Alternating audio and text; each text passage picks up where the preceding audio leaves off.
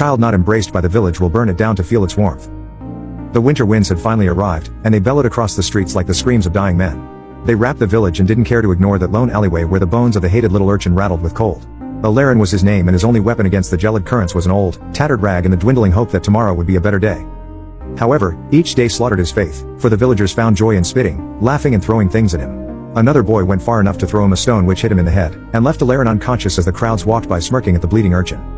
It was that very night when the winds returned colder than ever before and halted when they saw Alarin trembling with a pallor worthy of the moon and closed eyes.